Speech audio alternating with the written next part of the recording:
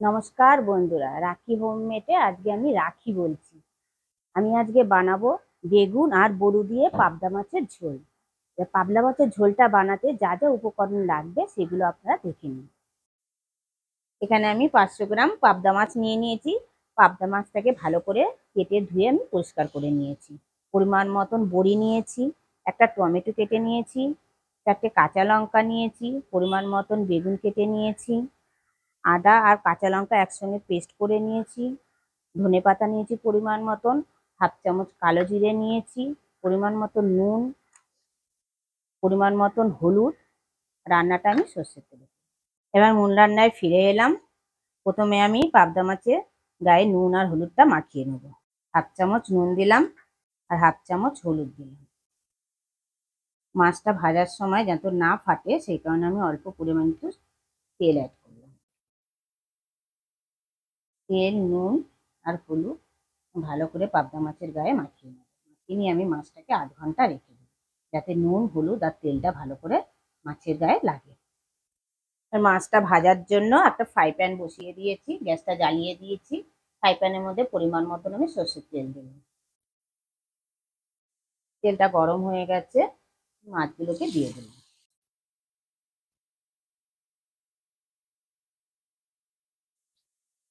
মাছগুলোকে আমি উল্টে পাল্টে দুটি ভেজে নিলাম। মাছটা ভাজা হয়ে গেছে, আমি তুলে নিলাম।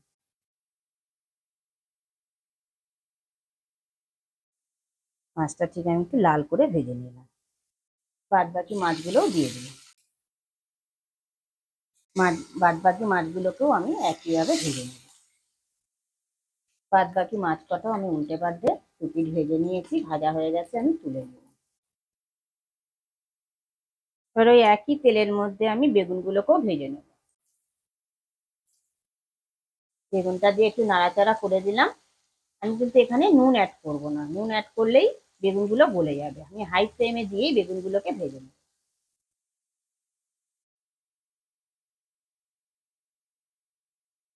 বেগুনটা ভাজা হয়ে গেছে, আমি তুলে নিলাম। এবার ওই একই তেলের মধ্যে বড়িগুলো ভেজে নেব।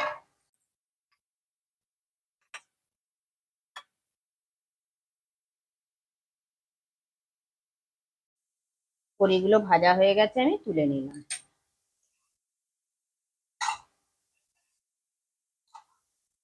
দেখুন বন্ধুরা, বড়িতে কত তেল টানে,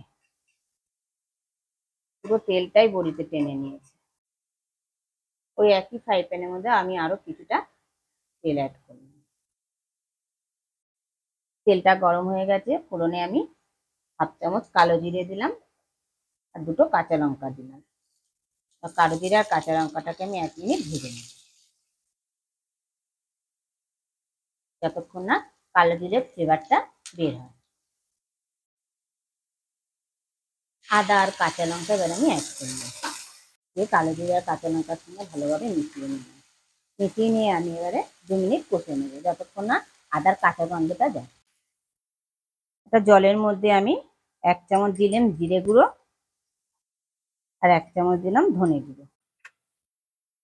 ওটাকে আমি একটু জলের মধ্যে মিশিয়ে নিলাম, যাতে এটা একটা পেস্টের মতন হয়ে গেল। এবার আমি এটাকে আদা আর কাঁচা লঙ্কা দিয়ে আমি কষে নিলাম, তার মধ্যে আমি অ্যাড করব হাফ চামচ হলুদ দিলাম, 1 চামচ নুন দিলাম। দিয়ে আমি এবার 2 থেকে 3 মিনিট ভালো করে কষে নেব, যতক্ষণ না মশলার কাঁচা গন্ধটা যায়। মশলাগুলো একসঙ্গে ভালো করে কষে নিলাম। এবার আমি যে একটা টমেটো কেটে রেখে দিয়েছিলাম সেই টমেটোটা দিয়ে দিলাম, দিয়ে মশলাগুলোর সঙ্গে ভালো করে মিশিয়ে নিলাম। মিশিয়ে নিয়ে আমি 2 মিনিটের জন্য ঢেকে দিলাম, যাতে টমেটোটা তাড়াতাড়ি নরম হয়ে যায়। 2 মিনিট পর ফিরে এলাম। দেখুন বন্ধুরা, ঢেকে দেওয়ার দরুন টমেটোটা পুরো গলে গেছে।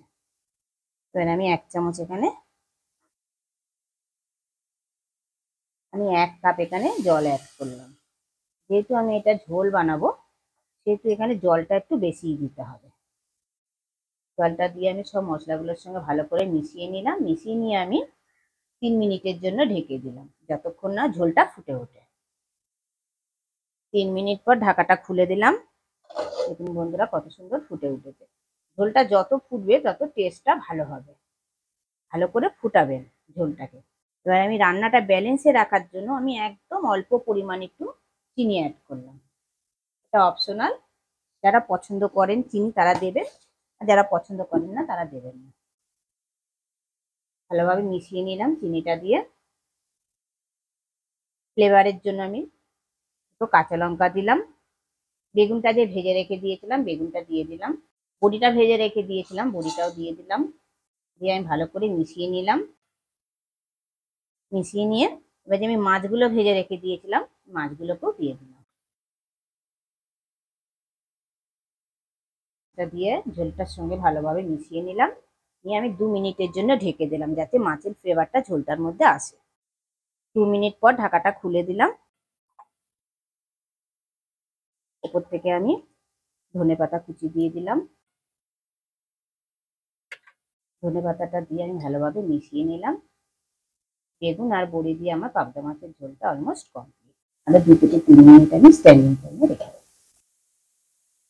2 থেকে 3 মিনিট স্ট্যান্ডিং টাইমে রাখার পর ফিরে এলাম। দেখুন বন্ধুরা পাবদা মাছের ঝোলটা আমার পরিবেশনের জন্য কমপ্লিট। বেগুন আর বড়ি দিয়ে। আমরা তো পাবদা মাছের ঝোল সর্ষে দিয়েই খেয়ে থাকি। সর্ষে দিয়ে আমরা বেগুন খেয়ে থাকি পাবদা মাছ। এবার আমি বেগুন আর বড়ি দিয়ে আজকে আমি পাবদা মাছের ঝোল বানালাম। খেতে অসম্ভবই সুন্দর হয়। আপনারা ঘরে অবশ্যই ট্রাই করবেন। ট্রাই করে আমাকে কমেন্টে জানাবেন কেমন খেলেন। ভিডিওটা ভালো লেগে থাকলে কমেন্টে অবশ্যই জানাবেন, লাইক আর শেয়ার করে দেবেন। আর আমার চ্যানেলের কেউ যদি নতুন বন্ধু হয়ে থাকেন চ্যানেলটিকে সাবস্ক্রাইব করে দেওয়ার অনুরোধ রইল। পাশে বেল আইকনটা প্রেস করে দেবেন নতুন নতুন ভিডিও দেখার।